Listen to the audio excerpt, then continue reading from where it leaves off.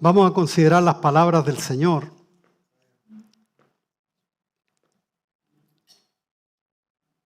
Jesucristo, nuestro Señor, siempre fue perseguido por los religiosos de la época. Siempre estuvo, tú sabes, ellos estuvieron en disensión, buscando sacarlo o pillarlo o tratar de turbarlo en alguna respuesta, pero siempre los dejó clarito, los avergonzó. Y en este caso, la escritura que vamos a leer ahora tiene que ver con el contexto, ¿no? Que Jesús había estado haciendo milagros y los fariseos se enojaron, por supuesto, porque hizo milagro en día de reposo, imagínate. Y pues estaban muy molestos, bien molestos. En Mateo 12, 14, vamos a leer desde ahí en adelante hasta el 21. Dice así la palabra del Señor. Y salidos los fariseos, tuvieron consejo contra Jesús para destruirle, o sea, para matarlo. Sabiendo esto, Jesús se apartó de allí y le siguió mucha gente y sanaba a todos y les encargaba rigurosamente que no le descubriesen, para que se cumpliese lo dicho por el profeta Isaías cuando dijo: He aquí mi siervo, a quien he escogido, mi amado, en quien se agrada mi alma. Pondré mi espíritu sobre él, y a los gentiles anunciará juicio. No contenderá, él no contendió con nadie, ni voceará, no gritará, en otras palabras, ni nadie oirá en las calles su voz. O sea, él no predicaba a voz en cuello, tú sabes, públicamente, sino que la gente misma lo seguía y cuando se juntaban en algún lugar, el Señor les enseñaba.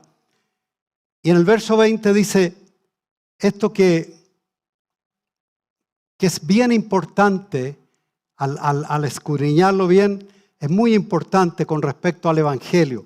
Dice: la caña cascada no quebrará, y el pábilo que humea no apagará, hasta que saque a victoria el juicio, y en su nombre esperarán o confiarán los gentiles, que somos nosotros.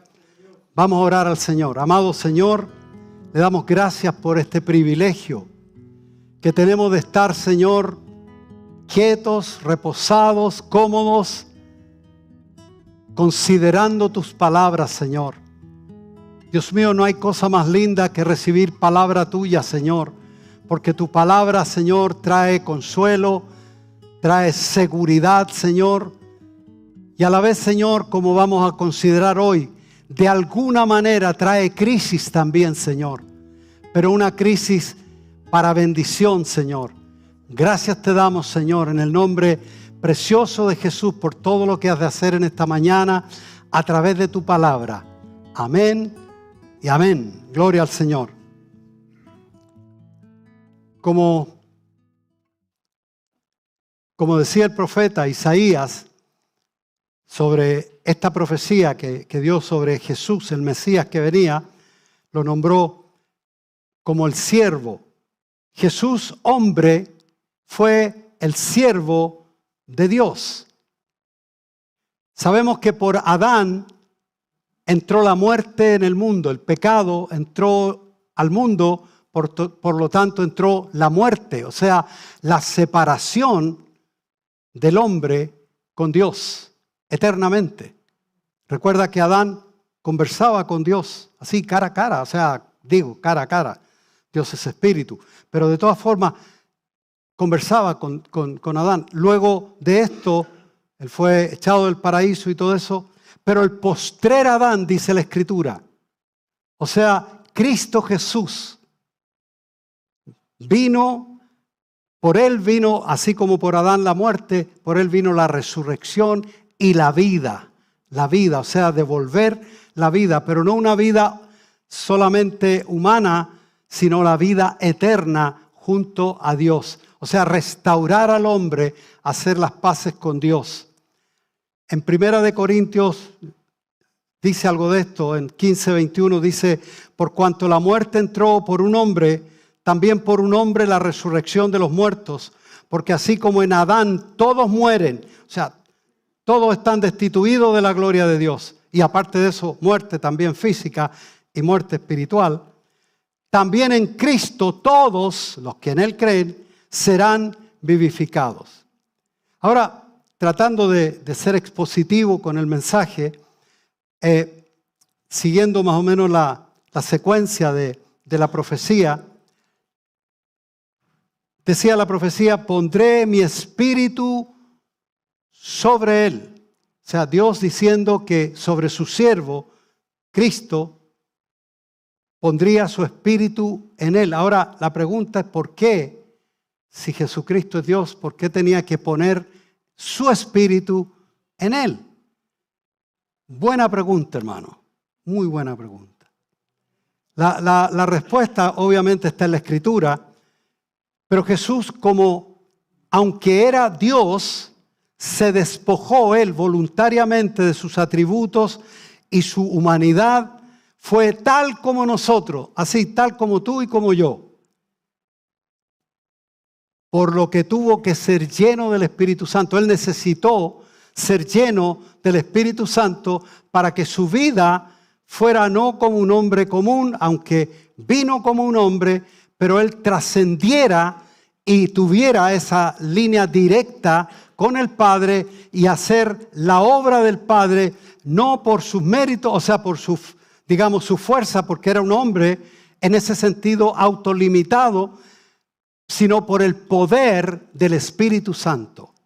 En Filipenses 2:5 dice, haya pues en vosotros este sentir que también hubo en Cristo Jesús, el cual siendo en forma de Dios, era Dios, no estimó ser igual a Dios como cosa a que aferrarse. O sea, él no, tú sabes, en el momento que estaba sufriendo no dijo, ahora voy a ser Dios para no sufrir. No. Él siguió siendo hombre. Por supuesto que, como está diciendo aquí, lo siguiente, sino que se despojó a sí mismo antes de venir a nacer en María. Él se despojó a sí mismo tomando forma de siervo, hecho semejante a los hombres, y estando en la condición de hombre, se humilló a sí mismo, haciéndose obediente hasta la muerte y muerte de cruz. Y de ahí en adelante viene la exaltación, por lo cual Dios lo exaltó hasta lo sumo, etcétera, etcétera, etcétera. Ahora hay una doctrina teológica que sale de esta palabrita, se despojó. La palabra es, en griego es kenosis. Esa la enseñó, ¿te acuerdas, el pastor Follo? Allá por los años del Antiguo Testamento, cuando éramos unos pichones nada más y estábamos en una iglesia.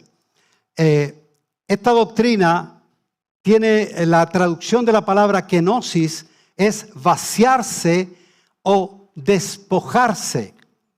Se refiere al acto voluntario de Jesucristo al encarnarse, despojarse de su gloria, limitando sus atributos divinos para asumir la naturaleza humana sin dejar de ser Dios.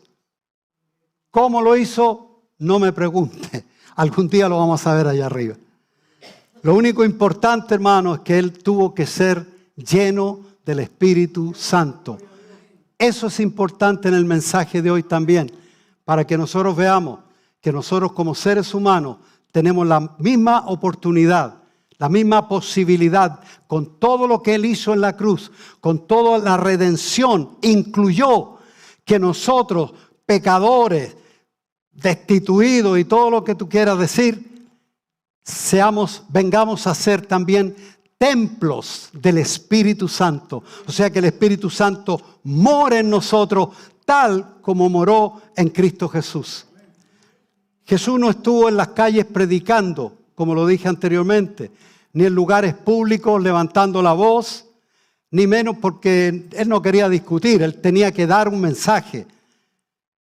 De hecho, lo que resume esto es el Juan 6:38, cuando Jesús dijo, porque no he descendido del cielo para hacer mi voluntad, sino la voluntad del que me envió. O sea, él se autolimitó porque él tendría muchas cosas que decirle a los fariseos, yo creo. O sea, como para ponerlo en su lugar. Pero él nunca lo hizo. Él nunca lo hizo así, comúnmente de argumentar o de discutir sobre la doctrina y todo eso. Jesucristo, el siervo de Dios, no vino a juzgar, sino vino a salvar. Juan 12:47 dice, el que oye mis palabras y no las guarda, yo no le juzgo, porque no he venido a juzgar al mundo, sino a salvar al mundo. Mira todo lo que el Señor se autolimitó, porque la santidad de Él como Dios la tuvo que dejar a un lado, porque si no, no hubiera resistido, tú sabes, tener comunión con los pecadores. Sin embargo, el Señor en su gracia, en su misericordia, lo hizo. Aunque no vino a juzgar al mundo, dice aquí la profecía, Él vino a anunciar juicio. Primero cuando anunció sobre Jerusalén y sobre el pueblo de Israel, que no lo recibió a Él, no lo recibió, al contrario, Él sabía esos que decían, Hosana al hijo de David, bendito el que viene en el nombre del Señor, eso era solamente de boca, porque a la semana después, a los días después, estaban diciendo crucifícale al mismo Señor que ellos estaban diciéndole Hosana al hijo de David. Entonces, Él anunció ese juicio y dijo que Jerusalén iba a ser destruida y todo Israel iba a ser cautivo y llevado a todas las naciones. Ya Israel como nación no iba a permanecer más ahí, en ese lugar. Fueron llevados cautivos. Hubo muchas cautividades del pueblo de Israel por el pecado del pueblo, pero esta vez fue grande la diáspora, la salida de su pueblo hacia todo el mundo, por cuanto no recibieron la visitación del Señor. A los suyos vino, los suyos no le recibieron. Pero lo bueno es que a los que le recibieron, esto es a nosotros, nos dio la potestad, el dunamis, la fuerza de ser hechos hijos de Dios. Ahora, esta diáspora o este juicio que el Señor les anunció duró casi 2000 años.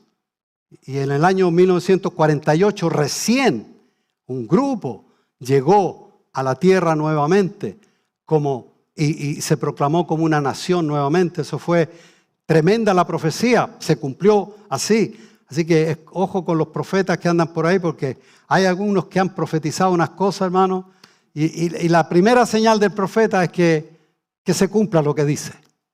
Aparte de eso, que no necesitamos profeta, porque dice la palabra que tenemos la palabra profética más segura a la cual nosotros debemos estar atentos. Amén. Amén. Qué lindo. Gloria a Dios. Entonces, hermano, Él anunció juicio también en Mateo 24, etcétera, sobre lo que vendría al final, que Él vendría a juzgar a las naciones y vendría a juzgar a los vivos y a los muertos. Eso lo dejó clarísimo. Pero dice que a los gentiles anunciará juicio. O sea, permiso. Los gentiles, el pueblo que no es israelita, a todos nosotros. Y dice la Escritura que a los gentiles anunciará juicio. Quiero detenerme un poquito para que entendamos el sentido prácticamente del mensaje. Porque la palabra juicio del griego es crisis, con K, crisis. Y si nosotros le sacamos la K y le ponemos una C, nosotros entendemos la palabra crisis, ¿cierto? Ok. claramente la palabra juicio entonces proviene, o sea, lo que nosotros entendemos como juicio viene de esa palabra, crisis. Y a los gentiles anunciará crisis. O sea que la cosa no es como tú crees, sino como Dios dice. Y eso provoca crisis. Cuando tú le hablas a una persona del evangelio, tú lo sacas de su confort mental que ellos tienen, que está todo parejito y que total, pásalo bien, que después de esta vida no hay otra y todo eso, todos esos conceptos que ellos tienen. Pero cuando tú le das la palabra, no es contra ti, o sea, no es que tú les provocas crisis, sino la palabra de Dios tiene el poder de, tú sabes, de revolver todos esos pensamientos y poner a las personas a pensar un poquitito. De hecho, cuando el Señor tocó mi vida y me dijo que fuera a hablar con el tío de mi esposa esa noche, yo lo primero que le dije, lo que usted me ha dicho me ha dejado más enfermo que cuando usted fue a orar por mí, que yo estaba enfermo. Porque él aprovechó que yo estuviera acostado, me empezó a predicar y yo no tenía para dónde arrancarme. Porque siempre le buscaba la vuelta y ya, nos vemos, tío, chao. Pero provocó algo en mí y eso provoca la palabra del Señor. Entonces, crisis, si lo buscamos en el español, en el diccionario, significa un momento decisivo, fíjate bien hermano, que requiere una respuesta urgente, porque la crisis es como algo que llega a un clímax de problemas, de dificultades, que llega a un momento en que tienes que decidir o para allá o para acá. Eso es una crisis. Una crisis, por ejemplo, de salud. Es una crisis en un momento que lo llevamos para la posta, hacemos esto. O sea, no nos podemos quedar ahí a ver qué pensamos. No, en una crisis es algo inminente, esa es la palabra, inminente. Entonces requiere una respuesta también urgente. Se refiere al momento culminante, estoy traduciendo más o menos lo del diccionario. Se refiere al momento culminante de un proceso donde se define en esa crisis, de ahí en adelante, ahí ahora se va a definir el resultado de lo que está pasando. Es como un punto de quiebre, algo decisivo, crisis. Por ejemplo, yo puse aquí varios ejemplos, una crisis matrimonial, porque hay problemas. A ver, voy a hacer una preguntita. ¿Hay algún problema en los matrimonios, sí o no? ¿Dificultades? ¿Diferencias? No, somos iguales, pensamos idénticos. Pero sí hay algo que requiere una respuesta rápida, urgente, porque problemas hay siempre. Pero cuando hay una crisis, ahí hay que tomar una decisión. O se arregla o el divorcio. O sea, ahí no hay nada más. Una crisis de salud, o lo llevamos y se arregla o se va a morir. ¿Me entiendes? Entonces, hermano, otra crisis económica, lo mismo. Tienes que hacer algo. O sea, me van a embargar la casa, van a hacer... Yo no me puedo quedar a ver viendo tele, a ver que el tiempo resuelva el problema. No, es que aquí hay algo inminente, un problema serio. Hay una crisis. Y eso se define de una manera rápida. O hago un invento, algo, porque no puedo quedarme así. Entonces, de esa manera también hay una crisis que el Señor, con su palabra, ha venido a provocar en el ser humano. Una crisis espiritual. Hay un momento en que el hombre tiene que decidir, o sigo al Señor o sigo en el mambo que estoy. Así de claro. Porque ya hay momentos y momentos. O sea, Dios es lindo, es bueno, es misericordioso. No quiere que nadie se pierda, sino que todos procedan al arrepentimiento. Pero el Señor también vino a anunciar dentro del evangelio, que es de la gracia, de la misericordia de Dios, que va a llegar un punto en que se acabó todo y tienes que dar cuenta delante de Dios. Y ahí no vale, es que me podría esperar un poquitito. No, es crisis, es algo así. Y qué bueno, hay una escritura, hermano, que me gusta mucho, que dice lo siguiente. En Primera de Pedro, capítulo 4, versículo 17. Primera de Pedro, capítulo 4, verso 17. Porque es tiempo de que el juicio, traduzco al griego, crisis, comience por la casa de Dios. Y si primero comienza por nosotros, ¿cuál será el fin de aquellos que no obedecen el evangelio de Dios? Do you believe that? ¿Cacharon eso? ¿Cuál será el fin de aquellos que no obedecen el evangelio de Dios? Porque es tiempo de que el juicio, pero fíjate que el juicio que está haciendo el Señor es como un balance. Tú sabes, un balance comercial, ¿cierto? Donde tú ves y estimas cómo van las cosas. O sea, es el momento en que vamos a ver cómo estamos.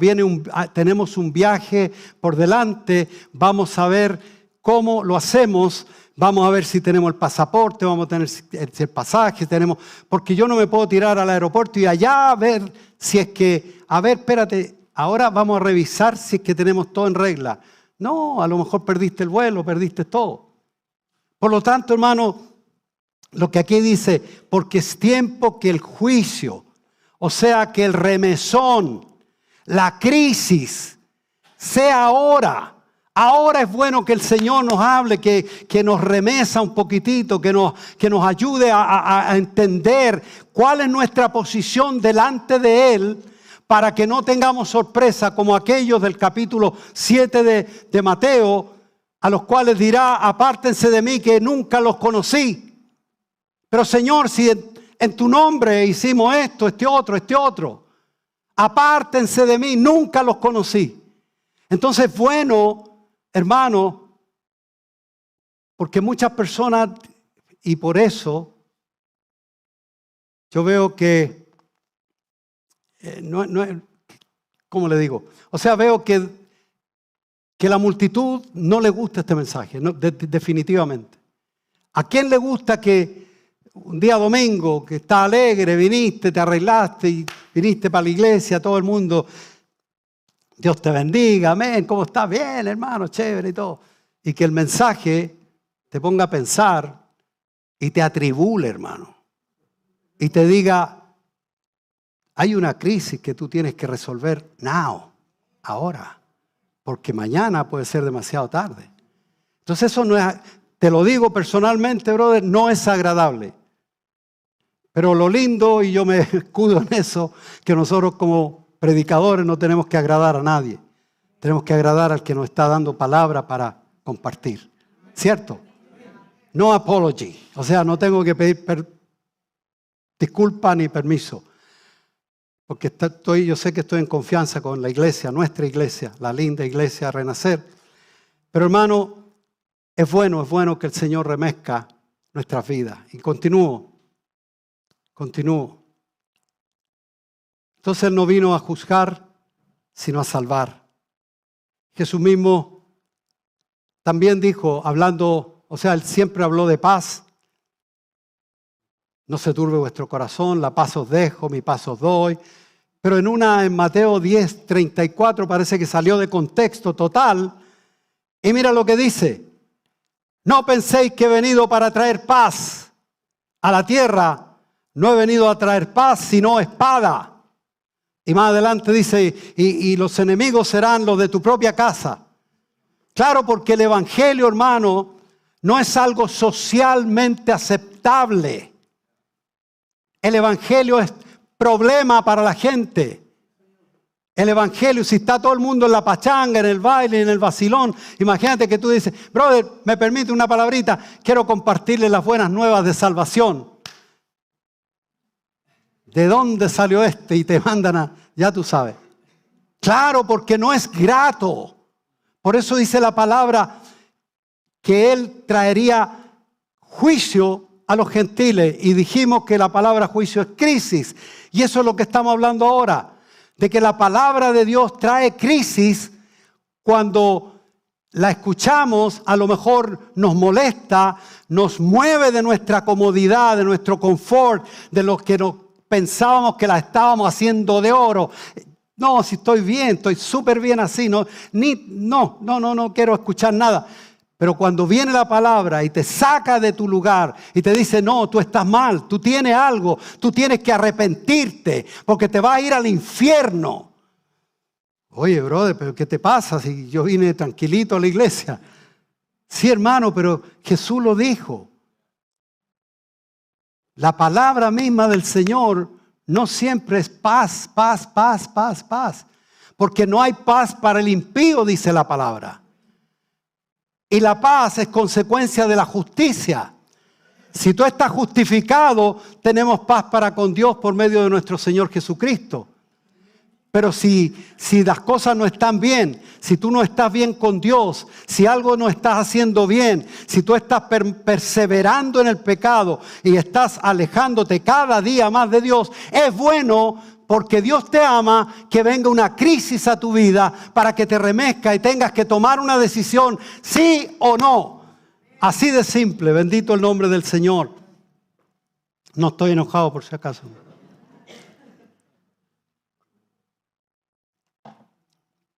Bueno, esas eran las malas noticias. Ahora vienen las buenas. ¿Sí?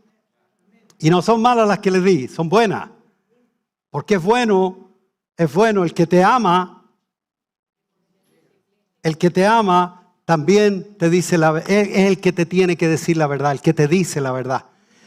El que no te ama, el que te dice, no te preocupes, está todo bien, echa para adelante, brother, no hay problema. Las buenas noticias. Las palabras de Jesús, aunque causaban crisis, conflicto, juicio, también daban esperanza. Jesús dijo en Juan 3:17, porque no envió Dios a su Hijo al mundo para condenar al mundo. Viste que esta crisis que Dios te provoca no es para condenación, es para arrepentimiento. Sino para que el mundo sea salvo por él. Leíamos entonces la profecía de Isaías, que es el texto que hemos tenido. Dos cositas que iba a hacer el Señor. No iba a vocear en la calle, o sea, nadie iba a oír su voz, sino que él le hablaba a sus discípulos, le enseñaba a las multitudes, sí, cuando venían a él, pero él no iba así a enseñar públicamente. Pero dos cosas también dice que haría, o sea, otra más. A los gentiles anunciaría juicio, que es lo que provoca el darnos cuenta de que estamos mal con el Señor cuando habla la palabra clarita y esa palabra parece que fuera un juicio, pero no, es una palabra para arrepentimiento. Bueno, y también dos palabritas que dice aquí, la caña cascada no quebrará y el pábilo que humea no apagará. Entonces, ¿qué significa esto? Primero, la caña cascada, la cual no quebrará. Esta caña cascada significa a las personas que están fuera, o sea, no los cristianos, no los creyentes, no los creyentes. Entonces, la caña significa que está en el camino, a la orilla del camino, porque dice la caña cascada no quebrará. La caña trizada, que no está separada de la planta, no está quebrada totalmente, sino trizada, crecía cerca de los arroyos a la orilla del camino. Muchas veces eran de peligro para quienes caminaban descalzos, porque quedaban astilladas y se podían romper. Acuérdate que los caminos no eran pavimentaditos, habían mata y todo, y tú pisabas mata, y en una de esas una caña cascada te podía romper. Normalmente las quebraba del todo y las tiraba para evitar accidentes. Entonces la caña cascada simboliza al que está afuera, al pecador, al que no tiene esperanza. Imagínate, está quebrado. En una de esas ya lo van a romper y chao, porque está molestando y es un peligro público. Está sin Dios, sin esperanza y a punto de ser quebrado. Ahora, la gracia de Dios es esperanza para el perdido. Por eso dice, la caña cascada no quebrará. Luego, Jesús no nos condenó a nosotros como caña cascada que estuvimos un día, sino que Él vino y nos dio vida, aún estando muertos en delitos y pecados. Ahí estábamos todos nosotros, sin ninguna esperanza. Yo anoté unos ejemplos aquí. Por ejemplo, la mujer adúltera. Una caña cascada, una persona que era desechable, una persona que le hacían el quite. Era socialmente, tú sabes, algo que había que sacar de ahí. Entonces, a Pedro también, Pedro, tú sabes que lo negó 3 veces y él perdió el estatus de discípulo, pero él lo mandó a llamar especialmente cuando resucitó. Vayan, díganle a mis discípulos y a Pedro, ven para acá. Esta caña cascada la vamos a arreglar y la vamos a enderezar. El ladrón de la cruz, ni se diga. Ese tipo, por algo estaba ahí. No lo estaban matando por inocente. Estaba pagando lo que estaba haciendo. Jesús dice en capítulo 6 de Juan, verso 37, todo lo que el Padre me da vendrá a mí. Y el que a mí viene, no le echo fuera. Bendito el nombre del Señor. Gloria a Dios. Esa es tremenda esperanza, brother. Tremendo esperanza. Y eso va no solamente para el pecador, eso va para ti y para mí también, que a veces nos sentimos ni caña cascada, nos sentimos no sé qué, pero bien quebrado. Pero el Señor en su misericordia nos levanta. También en Ezequiel dice, en el 18:23, dice, ¿quiero yo la muerte del impío? Dice Jehová el Señor, ¿no vivirá si se apartare de sus caminos? Y eso no solamente para el de afuera, sino para nosotros también, cristianos, que no podemos, porque ninguno que es nacido de Dios practica el pecado. Aunque dice también que estas cosas os escribo para que no pequéis. ¿En qué quedamos? No pequéis, y si alguno hubiera pecado, abogado tenemos a Cristo delante del Padre. Sí, pero una cosa es pecar y tener ese sentir del Espíritu Santo que te manda inmediatamente a arrepentirte y no puedes estar tranquilo, y la otra es perseverar en el pecado. Ninguno que es nacido de Dios practica el pecado, porque la simiente de Dios no puede estar así en él. Entonces, hermanos, el mensaje del Evangelio, llegamos a la conclusión de que no es para condenación. Ahora, ¿qué del pábilo que humea? El pábilo que humea, vamos a ver, que ese está dentro de la casa, obviamente, porque es una lámpara de alumbrar, ¿no? De aceite. Es la esperanza para el cristiano apagado y también que está en pecado. Porque una cosa es estar apagado, que no voy, no leo, no esto y todo, pero no le hago mal a nadie, ¿no? Estoy bien, yo no. Pero piensa que no tiene pecado, pero bueno, la Escritura dice que el que dice que no tiene pecado es mentiroso. Entonces, hermano, el pábilo es la mecha de una lámpara, generalmente hecha de hilo de algodón trenzado, que se sumerge en la lámpara donde está el aceite, para que absorbe el aceite y mantenga la llama encendida. Ese es el pábilo. Y nos está hablando a nosotros como pábilo. O sea, esa mechita que se cree que tiene tremendo brillo y no tiene ni un brillo, porque si se le acaba el aceite, lo único que va a echar es humo. Eso es para que entendamos, hermano, la dependencia que tenemos del Espíritu Santo.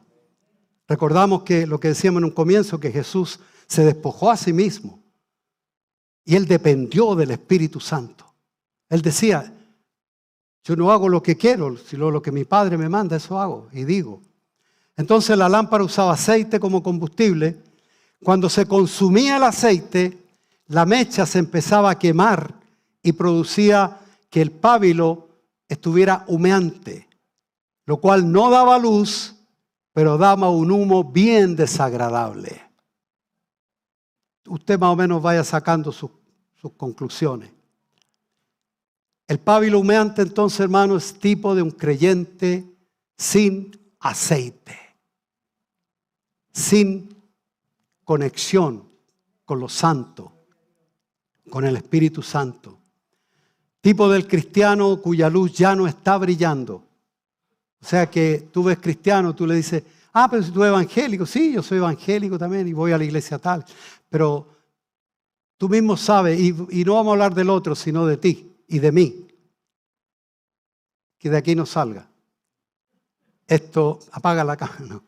Esto, que hermano, muchas veces funcionamos con el puro vuelito y creemos que estamos, pero súper, porque venimos a la iglesia. Porque la gente te dice, Dios te bendiga, hermano. Ya con eso ya estoy al otro lado. Sin embargo, hermanos, entendemos cómo esta parte nos engaña muchas veces. Y es el peligro de ser autoengañados. Y el enemigo se encarga también de decirte, dale negro que estás súper tranquilo. Pero hermanos, ese pábilo, hermanos, muchas veces somos nosotros. Que no nos ocupamos, que tenemos al Espíritu Santo, hermano, y eso es un tema, pero para hablarlo bien pausadamente, lo tenemos como un accesorio de la iglesia. Un accesorio más, como cualquier accesorio. Y ahora tenemos el Espíritu Santo. No, hermanos, sin el Espíritu Santo no hay vida de Dios en nosotros. Porque Él es las arras de la promesa. Él es Dios en nosotros para darnos a conocer a este hombre de pecado que ha sido salvo por la gracia de Dios y que si se mantiene en conexión, por eso vamos a ver unas escrituras que van a echar por tierra muchas doctrinas, hermanos, que dan una seguridad, pero diabólica, hermanos, realmente. Una seguridad que le dan a la gente que, no, si tú estás bien, no te preocupes, ¿Cómo no te preocupes, brother? Si Jesús mismo se preocupó de decir que Él no iba a hacer todo esto, que iba a dar, a no quebrar la caña y a no apagar el pábilo, o sea, darle esperanza. Hay esperanza, brother, yo te voy a traer aceite y te voy a poner una luz y eso va a brillar de nuevo. ¿Hasta cuándo? Hasta que saque a victoria el juicio. Y Jesús ya lo hizo, sacó a victoria el juicio. El hombre estaba condenado y Él tomó el lugar del hombre y ahora Él sacó a victoria. Incluso dice la palabra, ¿dónde está, oh muerte, tu aguijón? Oh sepulcro, tu victoria. Porque eso ya fue abolido, o sea, fue ya Cristo Jesús pagó por todo eso y venció por nosotros. Por lo tanto, hermano, ahora falta algo. Aún nosotros estamos vivos, aún estamos aquí en la tierra. Por lo tanto, hermano, Jesús mismo dice aquí en la escritura, en la profecía, en el 20, hasta que saque a victoria en juicio y en su nombre confiarán los gentiles, o sea, nosotros, en su nombre. Y eso es lo que estamos haciendo, confiando en el Señor. Avanzo rápidamente. Jesús sacó a victoria entonces el juicio sobre toda la humanidad. Hay disponibilidad de salvación para todo aquel que cree. Todo aquel que cree, todo. No importa su condición. Todo aquel que cree no se pierde, sino que tiene vida eterna. Y recalco siempre el tiempo del verbo que está en presente. Todo aquel que cree hoy y mañana cree. Y pasado cree y sigue creyendo. Porque por fe nosotros estamos conectados con lo espiritual. ¿Amén? Ok, hermano. Si has creído en Jesucristo y reconoces que esa luz que había en ti se ha apagado y solo queda humo, ya tú sabes lo que falta. No hay aceite. Falta esa conexión con el Espíritu Santo. Ahora, si hay alguien que está aquí y sabe que no es salvo porque no tiene aún el testimonio del Espíritu Santo que te dice que eres un hijo de Dios, o alguien que esté mirando después o ahora mismo está mirando esta transmisión o lo mirará posteriormente, quiero decirte que hay esperanza porque el Señor te da en este mensaje que el Señor no vino a condenarte, sino a darte esperanza, pero la esperanza está en su palabra. Y su palabra te dice que creas en Él y serás salvo. Bendito el nombre del Señor. Si tú crees en Él, serás salvo. Entonces, hermanos, hay una parábola, rápido, yo no voy a dar la parábola entera, pero hay una parábola en Mateo capítulo 25 sobre 10 vírgenes, 5 prudentes, 5 insensatas. Y estas, el contexto de la parábola es que es la venida del Señor. Es la venida del Señor, no hay otro. No hay otro contexto. Estaban esperando la venida del esposo y ellas todas tenían que tener sus lámparas encendidas. Y las tenían, pero 5 de ellas tomaron más provisión y tenían repuesto por si se les iba acabando, le llenaban la lámpara. Pero las otras eran más disipaditas, más light, tú sabes. Tranquilitas, y no eran fanáticas. Entonces traían sus lamparitas y tranquilitas. Pero llegó el momento en que se les empezó a acabar el aceite y había la noticia ya que venía el esposo. Y entonces ellas pidieron a las otras que por favor le dieran del aceite de ella y le dijeron, no, pero es que si te damos del nuestro, vamos a quedar igual, vamos a quedar al final, mientras llega, vamos a quedar todo oscuro aquí. Yo voy a leer solamente del verso 10 al 13. Dice, Mateo 25, 10, dice lo siguiente.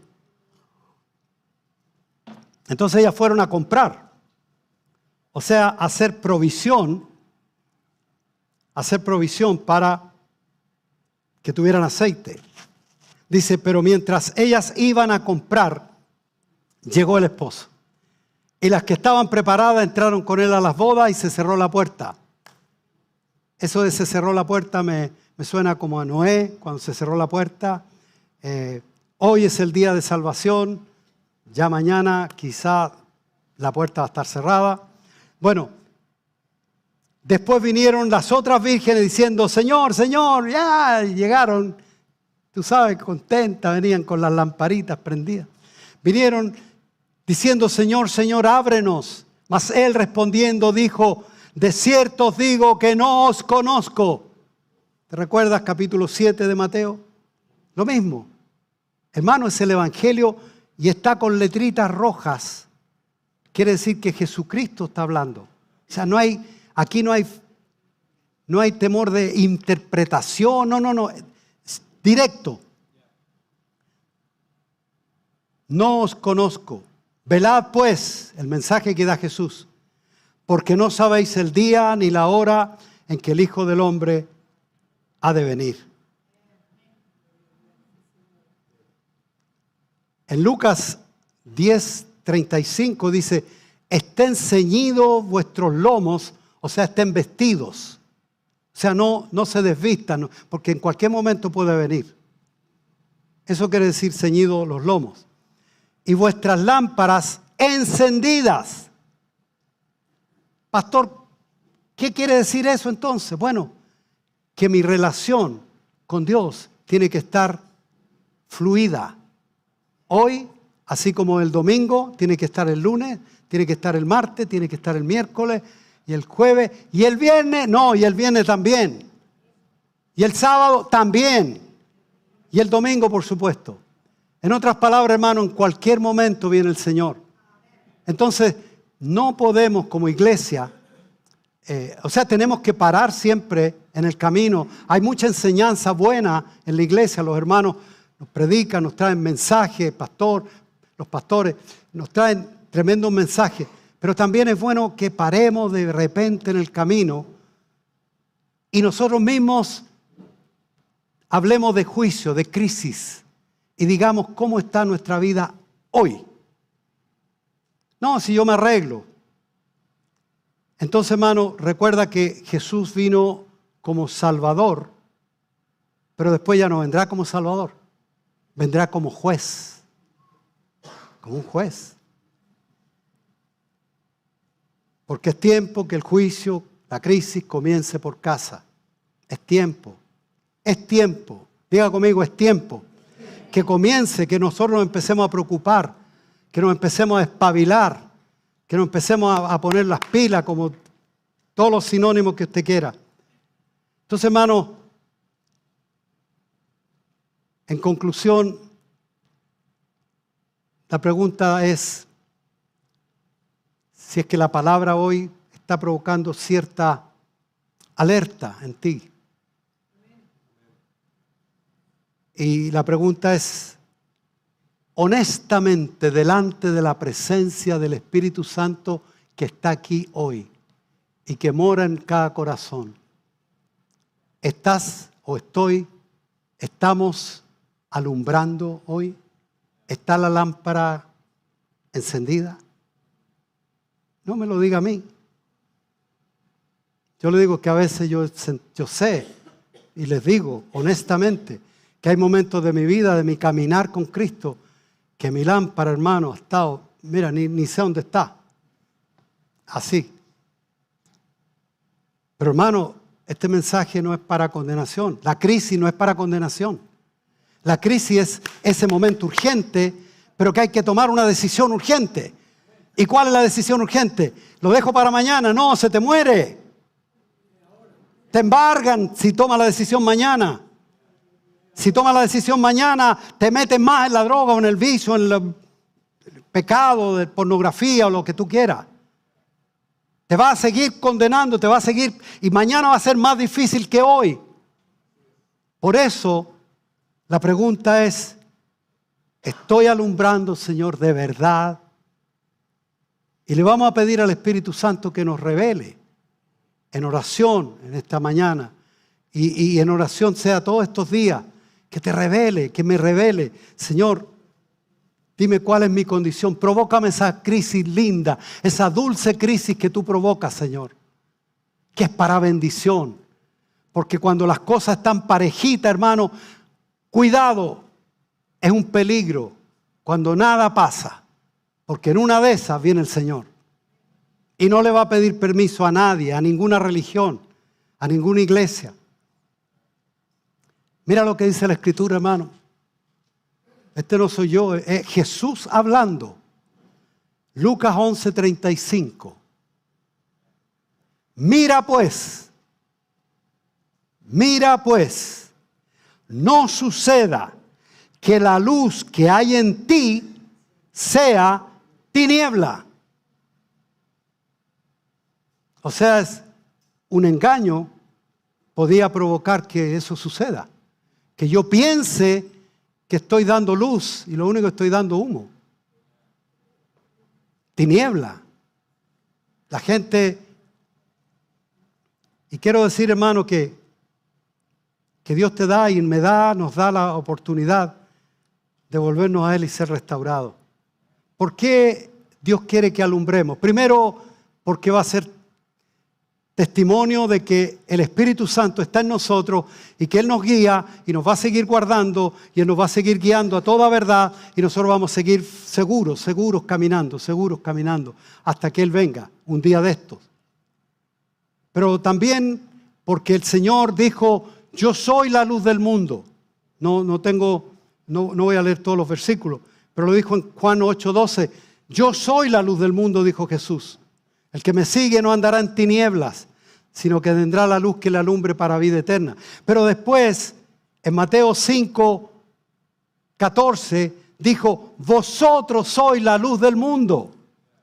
Una ciudad asentada sobre un monte no se puede esconder, ni se esconde la luz debajo del almud, del cajón sino sobre el candelabro y alumbra a todos los que están en casa. Así alumbre vuestra luz delante de los hombres. ¿Para qué?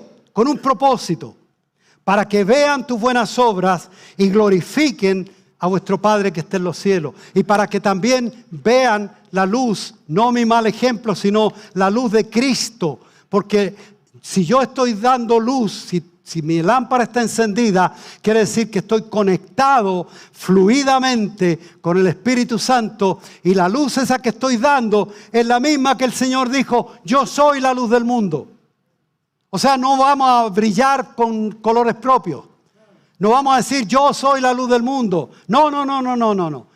Jesús dijo, ustedes son la luz del mundo, porque se daba por sentado que íbamos a estar conectados y porque la luz del producto de la unción, la gracia del Espíritu Santo que está en mí, va a dar esa luz, y esa luz se llama Jesucristo. Y el mundo verá no tu luz y no te aplaudirá a ti, sino dirá, qué lindo, yo quiero también lo que tú tienes. Yo quiero también convertirme a ese Dios lindo que tú tienes. Yo quiero también el Evangelio. Porque, hermano, la única manera que la gente se convierte es que vean a Jesús. Por eso no se convierten, porque ven todos los cristianos en la internet, tú los ves peleando de aquí para allá y de allá para acá. Que si el diezmo, que si no esto, que si el otro, que si el este, que el otro. Brother, todo eso es un engaño del diablo. Lo único que tenemos que hacer nosotros es dar luz. Y como decía mi hermano Cristian, predicar el Evangelio, hermano. Predicar el Evangelio. Si tú no lo puedes predicar así en el internet, no te atreves a poner un podcast o lo que sea. Bueno, dale like y públicalo y dale color y ora por el hermano para que Dios le dé ese aceite lindo y esa llama brilla a través del internet y la gente se convierta a Cristo, hermano. Bendito el nombre del Señor. Lo último. Otra preguntita. ¿Has notado, fuera de hoy, has notado crisis en tu vida espiritual? Si no lo has notado y tú sabes que no estás dando luz sino humo, watch out. Cuidado, porque estás en peligro. No solamente no tienes aceite, sino el Espíritu Santo en ti está apagado, está contristado y mira lo que, hermano, ay Padre. Lo iba a omitir, pero tengo que decirlo, hermano. Uno de los pasajes más tristes de la Biblia, uno de los pasajes, aparte de la muerte de mi Señor y todo eso, pero uno de los pasajes más tristes de la Biblia le ocurrió a Sansón. En Jueces capítulo 16, verso 20, habla de, tú sabes que Sansón se burlaba de Dalila y de todos los filisteos, porque le daba esto y le decía, sí, si me hace esto, no tengo fuerza. Entonces venían a tomarlo y Sansón, ¡buah!, los mandaba, tú sabes. Y los destruía. Pero él se confió tanto, ahí está el problema, se confió en sí mismo y no en Dios. Yo creo que ya no tenía esa relación de oración, porque cuando tú oras sabes al tiro cómo está la cosa. Yo te desafío, hermano, si tú quieres saber un diagnóstico, cómo está tu vida espiritual, dobla tu rodilla y ora. O trata de orar. Y tú vas a ver qué pasa. Porque el Espíritu Santo inmediatamente empieza ahí. Tú invocas al Señor, el Señor se hace presente y te empieza a decir, ups, y yo creí que estaba bien. Pero no oraciones así por... No, esos telegramas, no, oraciones. Entonces, hermano, en Jueces dice, él se confió y creía que iba a seguir la misma historia y le dijo, Sansón, los filisteos vienen a ti. Y él sabía que en ese momento él despertaba y los destruía. Bueno, y luego él despertó de su sueño, se dijo, no fue Dios que le dijo. Eso, cuidado en que tengas diálogo contigo mismo, porque cuando tú tienes ese diálogo, tú estás dialogando con tu carne. Y que tu carne está influenciada por el mismo espíritu de Satanás. Entonces, hermano, esta vez se dijo, esta vez saldré como las otras y me escaparé. Y escucha esto, hermano. Pero él no sabía que Jehová ya se había apartado de él. Hermano, tú dirás, bueno, eso es una historia. No. Palabra de Dios. Entonces tengamos cuidado, hermano. Si tú notas esa crisis, si tú sabes que estás mal y no tienes crisis, hermano, mira, corre a orar. Métete en un cuarto, al baño por último y cierra la puerta. Arrodíllate y clama al Señor. Y que el Señor te revele y te reconecte otra vez con su presencia. Si notas esa crisis, dale gracias al Señor, porque Él es el que la provoca. La tristeza que viene de parte de Dios no es para condenación, no es para muerte, es para salud, para vida. Pero la que viene del mundo es para muerte, para suicidio, para lo más terrible. El Espíritu Santo te está moviendo al arrepentimiento, pues gloria a Dios. Así que, hermanos, vamos a orar en este momento, vamos a orar al Señor.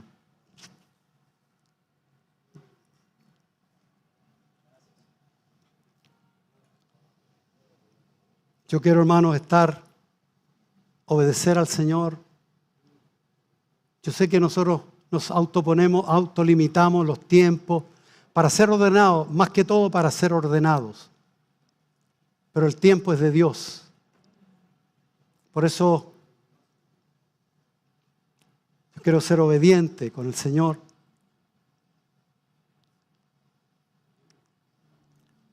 Que en este momento, hermano, meditemos un poquito, meditemos. ¿Cómo está nuestra condición?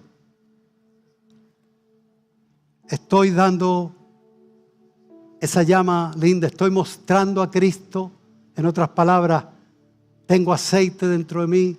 El Espíritu Santo está feliz de estar aquí en este templo. O está contristado, o está apagado.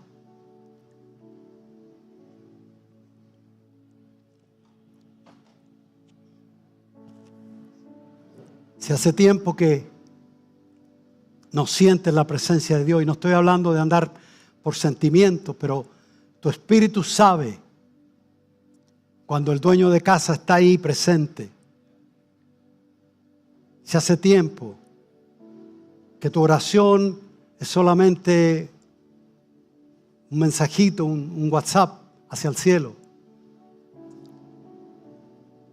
Tu lectura de Biblia ya es solamente una rutina que si te preguntas después que cierras la Biblia qué leíste, ni tú mismo te acuerdas.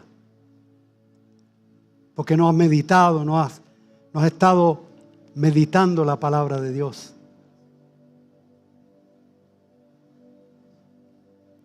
Si tú sabes, hermanos, que tú eres ese pábilo humeante, hermano, recuerda esas 5 vírgenes imprudentes o insensatas se quedaron. O sea, si tú tienes la lámpara como la tienes hoy, tú te quedas, hermano. Te lo tengo que decir clarito, por la palabra de Dios. Por eso vamos a orar. Primero que todo, hermano, si estás mal, para que te arrepientas, confieses delante del Señor. Yo le voy a pedir que nos pongamos todos en pie, hermano.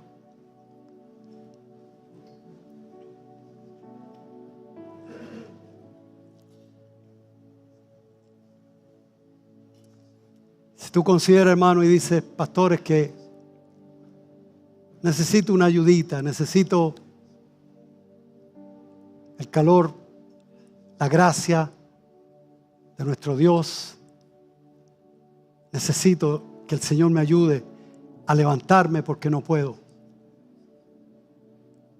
Cualquiera sea tu condición, que tú has reconocido que en momentos tu lámpara ha estado bien apagada y que tú quieres que esa esté constantemente encendida para el Señor, yo te voy a invitar a que vengas aquí adelante ahora mismo. Vamos a orar juntos aquí, juntos. En el nombre de Jesús, ven aquí.